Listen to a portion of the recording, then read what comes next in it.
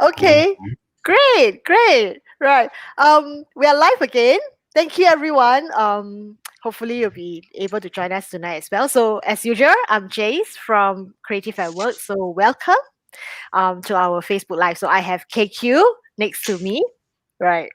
So thank you so much for taking the time to join us this evening. This is our Facebook Live sessions on a workshop preview for our next online workshop, which is actually titled Using Your Advantage to Get International Clients. So I'm very happy to be hosting these sessions and of course together with our trainer, KQ, for the upcoming workshop. So you probably are familiar with KQ already, as he has, appeared in one of our earlier Facebook Live as well, just slightly, after circuit breaker has closed. So we also invited KQ to actually share with us how, freelancers can navigate, during this pandemic. Right.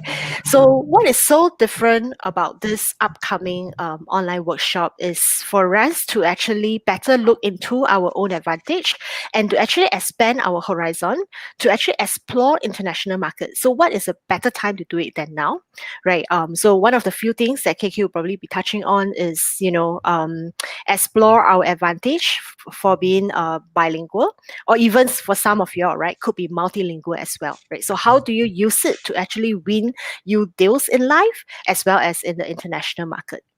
So, KQ, maybe I'll get you to actually introduce a bit about yourself, and then then we can actually go into sharing with our audiences more about the upcoming workshop. Hello everyone, I'm KQ. I'm a movie producer. I also do animation and script writing. I have been overseas for the better part of the previous decade. Now I'm back in Singapore, and I hope to connect with you in Singapore and we can do very interesting projects together. Today we are here to talk about going international. Singapore is a very unique island, a very unique community, and I feel that there are a lot of people with great talent and great natural advantages that will do very well overseas. So today I will hang out with Jace. We'll talk a little bit about going international, and then you can find out more about our workshop next week. And we hope that it's not just you coming for a workshop. It's us building a tribe. It's us forming a community and then doing fun, cool stuff together. Right. Thank you, KQ, for the sharing. Right. Maybe before we actually go into the workshop, right? How I was just curious, maybe some of the audience might like to understand more, right? How did you actually start your freelance career? Hmm. My freelance career, both local and international, is closely tied to my mother tongue. 华语非常重要我的语言能力就是开启了我的国际事业的一个最重要的一个导航和工具。The most important thing that launched my freelance career was my mother tongue. It started at MTV Asia. They had a post production department where they were receiving Mandarin content. And so they needed someone to translate the content. So when I was an intern at MTV Asia, I was originally posted there because of my video production skills. So I was doing technical work in the editing and post production department. But because of my language skills, after my internship, I was invited back to freelance for them as a freelance translator. But on top of that, I wasn't just translating from English to Mandarin. I was also doing some technical post production work for them. So that was the key to my local freelancing career, having a second language and then combining language skills with technical proficiency. And then eventually, later on mid-career, in my late 20s, it was Mandarin again, a key set of language skills from my mother tongue, and not just mother tongue, but my English proficiency as well. So you can say that English for me as a Singaporean was the natural engine of my career. And then mother tongue was the rocket booster that helped me go from freelancing locally to freelancing internationally. Mm. So when you first actually decided to actually make the foray into international market, how do you feel about it? Are you nervous, or are you excited? Like, yes, China, here I come. Um, when I got my first gig overseas, it was for Disney in Shanghai. So it wasn't a full-time employment gig. We were doing what we call in the animation circle a pilot. So Disney engaged me to do a pilot for a new season of an animation series. And there was no fear because Disney is an American organization, international company that uses English. So that is the language that we use in our work environment in Singapore. So there was a natural fit. And I was doing freelance work for the Chinese TV station MediaCorp in Singapore. So I was effectively bilingual. But not only that, I grew up in a Hokkien speaking household. So when I went to Shanghai, obviously there are people from different cities in the world. And their Mandarin and their English wouldn't be some smooth, beautiful radio presenter level kind of enunciation. So this was a very unique case where the Singapore environment, Singlish, Hokkien, dialects, what we call rojak, right? And what is usually considered not so much of a strength was actually a big boost for me. It was Mm, actually easy because of Singapore's rojak environment for me to understand colleagues in Shanghai. We had an international team, and then we had colleagues from different cities across different regions. And thanks to Singapore's rojak environment, that became an advantage. So that's something I want to share. That's something we're gonna dig deep into in our mm, workshop next week as well. Don't think that rojak is not good. But at the same time, if you only have rojak, that's also something that's insufficient.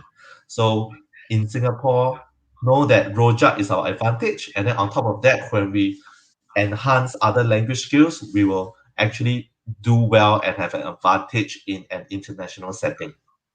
great, great. Yeah, since you're talking about the workshop, maybe you can share with us a little bit more about, our workshop next week. And we actually use the topic using your advantage to get international clients. So maybe you can share with the audiences a little bit more about what they will be expecting, right?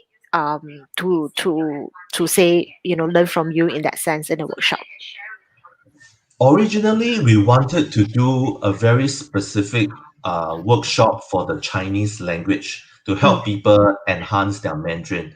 But we wanted to be more inclusive, and we knew that language doesn't confine itself, just to grammar and vocabulary. Um, so after brainstorming with the great team at Creatives at Asia, Creatives at Work, we realized that the language skills workshop that we want to create goes beyond linguistics. We talk about the language of creativity, the language of business. Do you speak as an artist or do you speak as a manager? Do you use the language of a leader or do you use the language of a teammate? So, Singapore, in its international position mm, in the worldwide market, also functions similarly. Sometimes it needs to speak as a leader, sometimes it speaks as an innovator, sometimes it needs to speak from a neutral position. So, our language skills workshop is not just for people interested in one specific language, it is more about language skills and it is about combining cultural nuance with your ability to communicate and then enhance your compass. You know what to mm, say and when to say it. Mm, that's right. So, what is your motivation for conducting a workshop like this? Um, we have a freelancer community with creatives at work. So the freelancer is really a multitasker. Unlike Yeah. someone who is employed in an organization, a freelancer needs to speak the language of an artist or a designer, right? And then when communicating with the client on price and other aspects, you have to switch and speak the language of business. And then sometimes when you're doing something more cutting edge for the creative industry, you are an innovator and you're a leader. And that's when you have to speak the language of an innovator and inventor to your team, and you have to help people understand your ideas. And right now, with the pandemic, with borders still being restricted, everyone is talking over Zoom. Everyone has Mm, to write emails that are more efficient, and everyone has to both speak and both write and speak in a manner that optimizes the team's time online. So this workshop fits with the zeitgeist where your online pitching, your follow-ups, where your critical communication really depends on your language skills. It doesn't matter how great your portfolio looks because that's in the past. If your mm, current idea is not communicated effectively to a client, you lose that project. So we hope that this workshop not only brings together a group of people that has the international mindset. All right, I feel that we can foster a community, and on top of the language skills workshop, people interact, we get to know each other. Maybe we'll end up doing cool projects together as well. yeah, that's right. I guess a lot of times it's really about getting like-minded professional together, right? KQ personally yourself, you have actually worked on so many different projects, right? Whether is it Singapore China co-pro, China LA co-pro, Singapore LA co-pro. So, in your opinion, right, or even for the workshop, does it also cover some of the cultural aspect, cultural differences of handling, different people with different background as well? If Singaporeans only spoke English, perfect English, we are actually less valuable to the world. Keep that very clear reminder in your head, all right? You can speak the Queen's English to a perfect T, but that doesn't give you an advantage. The real advantage that we have in Singapore, so the real example is I had Germans and French teammates in my international projects, and they would have their European accents. Growing up in Singapore and hearing Singlish actually made it easier for me to understand them. And Singlish is actually so- uh, Singlish often uses only keywords and then you throw in dialect and local slang. How I transpose that to my international setting is that it's not past or present tense that's crucial. It's keywords put together in the most simple manner. Then that will help my German and French colleagues. So when and then another Mm, example, there are a lot of Hokkien words that are the same as Korean words. Like Koreans will say "Dai Hak Sing," and then Hokkien is also "Dai Hak Sing," which means like university student. So what you assume to be the Abeng language or the Rojak language in Singapore actually has trained your ear and your mind to understand and pick up keywords and key syntax, key context. So, as a Singaporean in an international setting, I functioned very smoothly understanding the subtext and context of the project, of the meeting, of the process. And then when I had to selectively use text, whether verbally or written, to talk to my project mates and my teammates, It was easy. I just needed I would sometimes speak in a Singlish manner, but just removing the lay and law. Then Mm, that actually was more effective for my French colleague to understand me rather than using a great sentence that's very well constructed with amazing grammar. No, that actually wasn't uh, efficient. In fact, it was shorter, simpler deployment of language that was useful. And in Singapore, we already have the experience, speaking to friends and neighbors from different mm, communities. So we are already more naturally adapted to that kind of environment and context. So Singlish is a great example of you think it's a disadvantage in Singapore, but actually, when we go overseas, it is a great advantage. mm. Yeah. So one of the reason why we thought such a workshop would definitely be beneficial to our freelance community was really, in terms of understanding the need that somehow we need to expand beyond our current market, right? I know there are freelancers who are very comfortable, right, to in their home market, but I think what COVID has shown us, right, is that things will go away, right, and you'll go away very fast, right? Today you have a job, tomorrow you may not have, due to reason that you cannot control. So hence expanding, your wide, I would say, range of clients, right? And also getting yourself, into the international stage is important. So that's why the workshop, we really hope that more freelancers can actually join us, right? And just have like a candid discussion and probably just have a chat with KQ. How did he started? So how did a Singapore boy like you, get even your first gig, into the international stage, working with, well-known celebrities like Stephen Chow and things like that. 我嘅老爸母是講福建話，my parents would speak Hokkien at home. So that was the very typical household, very simple background that I came from. Um, how I got connected to projects involving Donnie Yen and Mm, Stephen Chow was because of my foray into animation. So I broadened my skills. I wasn't just looking at visual design and visual production in one category. All right. I was looking at expanding my producing skills. So mm, that was one part. The other part that's relevant to the workshop is I wasn't just able to communicate professionally in English. I was able to do professional level work in Mandarin. And if I didn't have that bilingual ability, that wouldn't have connected me to a Stephen Chow gig or a chance to pitch to Donnie Yen.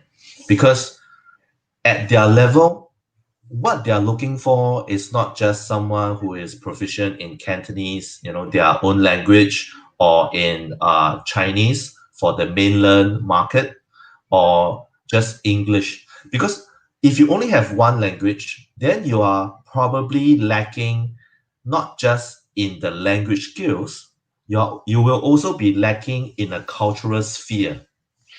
So just now I mm, mentioned expanding my professional skills. And then my cultural sphere was also large enough such that they knew that they would be comfortable working with me for a year, 2 years, over a long period of time. And when they tell me ideas, when we interact, 佢哋可以講廣東話冇問題. They can switch to Cantonese, no problem. Both Stephen and Donnie are fluent in English as well.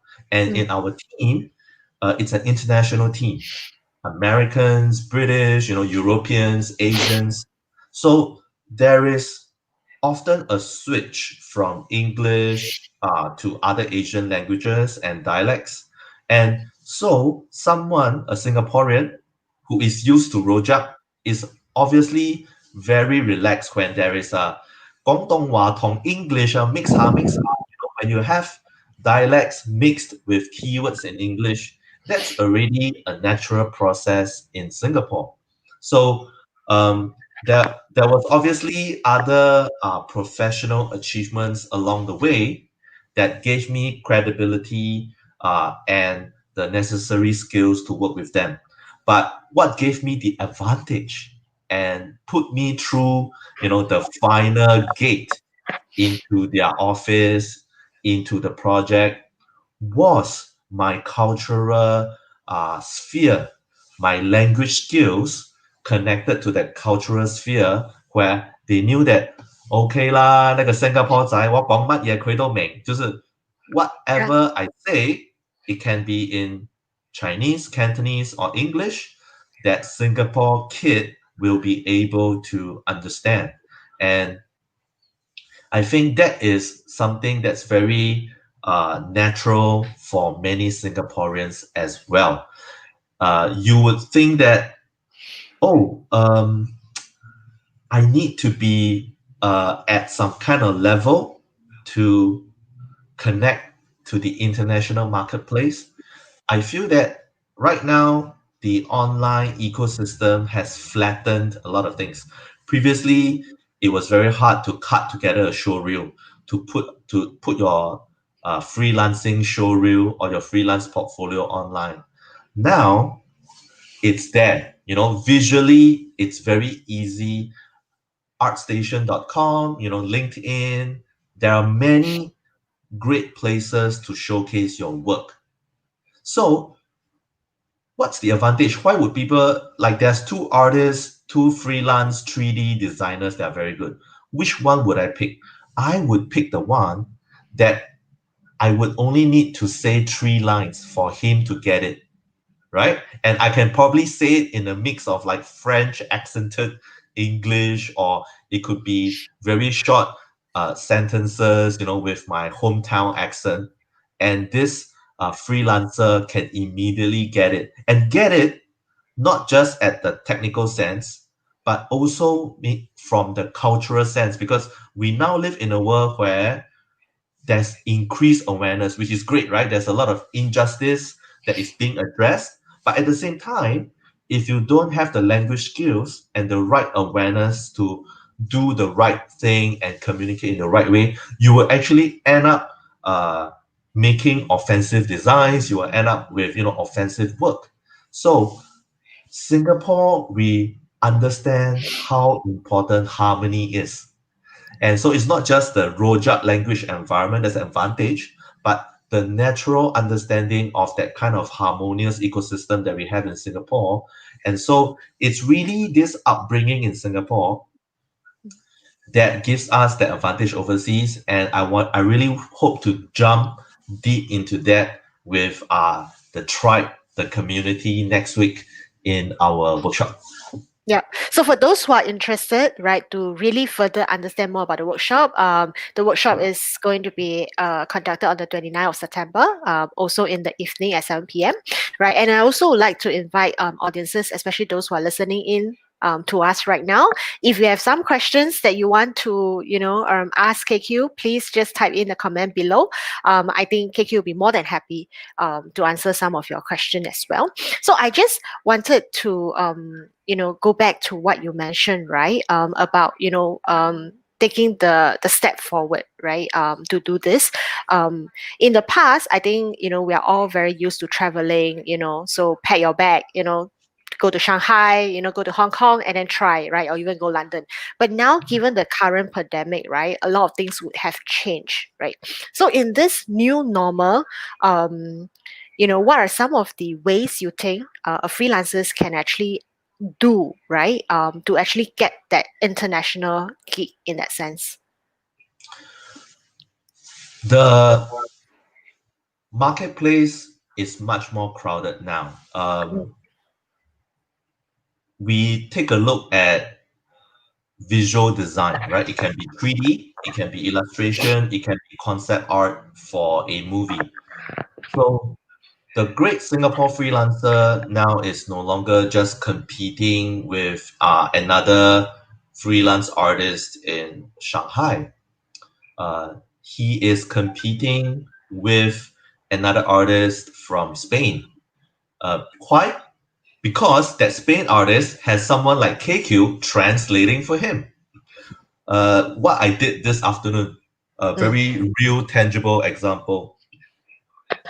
There is a movie that's currently going on in China, and the client needs some monsters to be designed. But instead of engaging freelancers in China, which is a lower cost, they contacted me online and got me to hire Spanish designers. Why? Because these Spanish designers recently worked on Marvel Hollywood level projects, and they are charging the same prices as Singaporeans. So we have a situation where Singaporeans have to compete not just on price, but on mm, capability as well. But in Singapore, are you designing something for Marvel?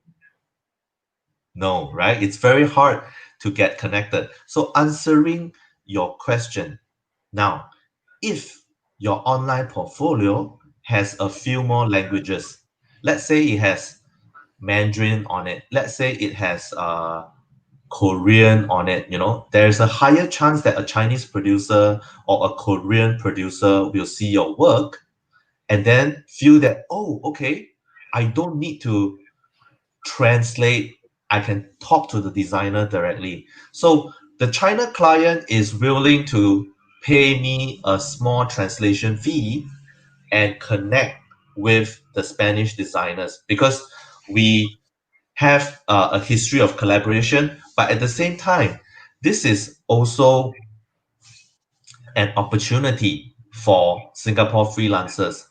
Don't think of yourself as just an individual freelancer. Like in my case, now in this context, in this example from this afternoon, I have become a freelance international project manager. And then I manage this design project with a supply chain that stretches to Spain and artists from Spain doing 3D design and illustrations. So the Singapore environment has always been very conducive for international business. And people feel that they can talk to us in their Asian language. It could be boleh cakap Melayu, kawan-kawan, 可以讲华语没问题. And then when it comes to Singapore, it is translated accurately with precision and cultural understanding into English, and then we help them deal with the uh, demands and the requirements of their process. So for Singapore freelancers to get more gigs in this current global climate, this current market conditions, flexibility is the key. I'm not just running solo. I'm not just flying, individually, but I can package myself with a designer from Korea, a designer and artist from Spain. This is why I was using the word tribes. The mm, idea is that it's not just little individual freelancers trying to get projects. It could be, okay, this guy is good in language skills. He translates and he manages the client. This guy is good in 3D. This guy is good in illustration. And the three of us, come together. It could be three Singaporeans. It could be two Singaporeans plus an international teammate.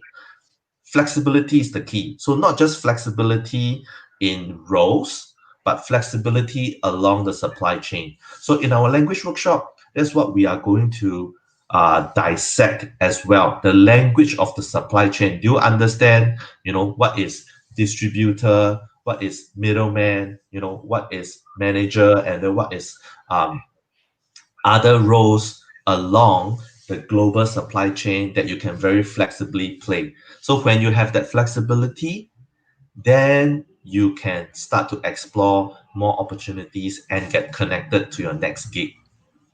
Right, right. Wow. I mean, it looks like, you have covered most of the topics that the workshop is going to cover, right? So who do you think should join us in the workshop next week?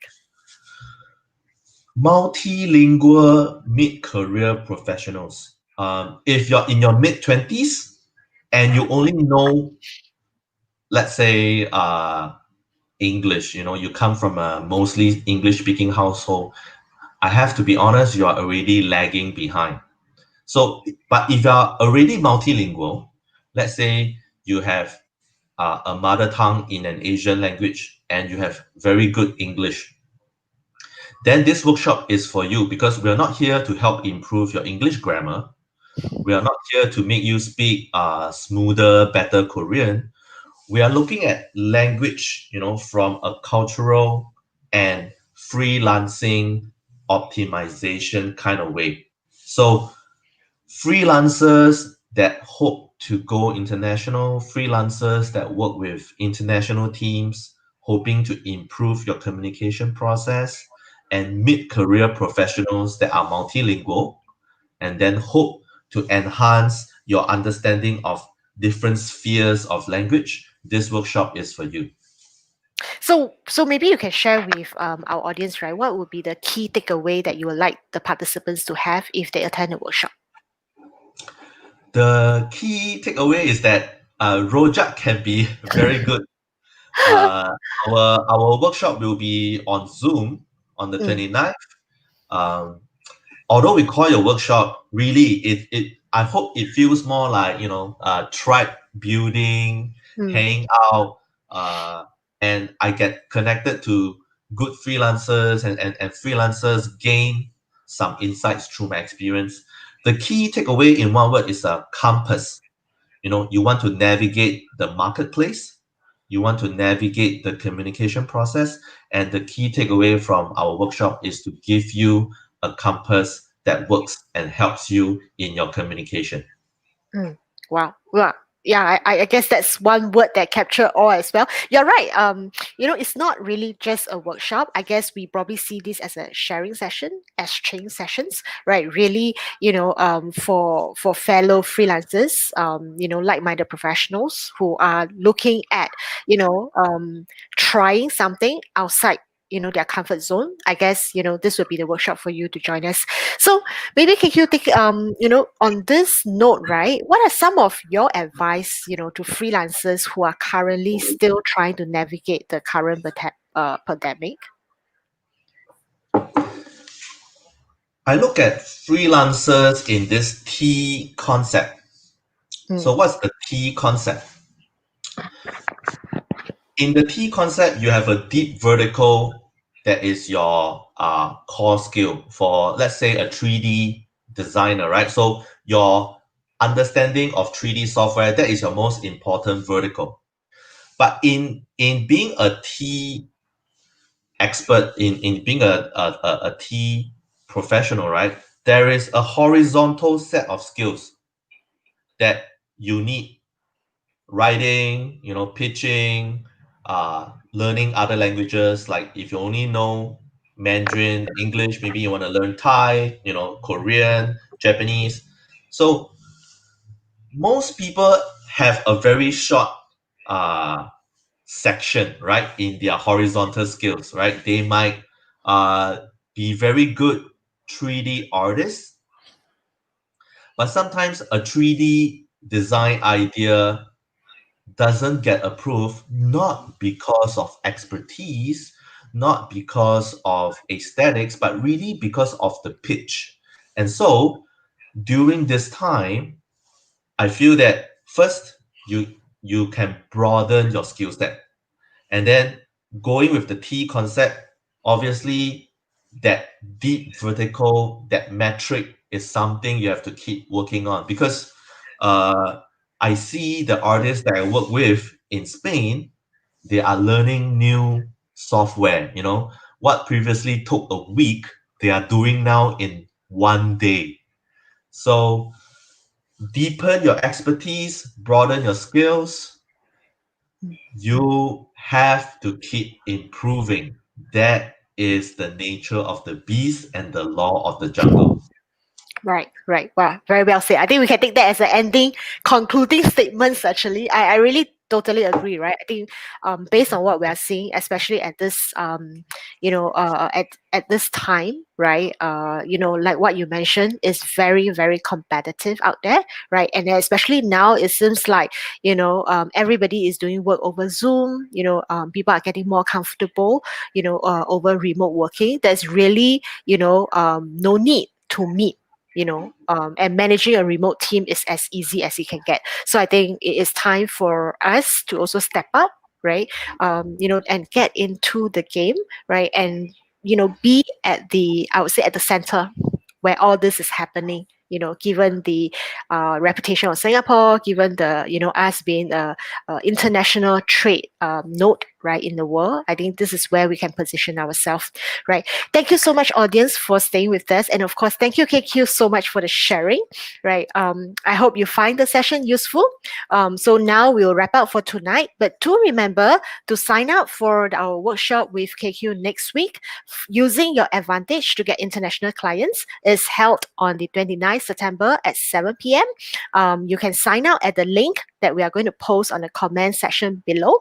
So with this, I wish you all the best and I hope to see you there. Right. Thank you. Thank you, KQ. Have a good evening, everyone. Cheers. Thank Bye. you.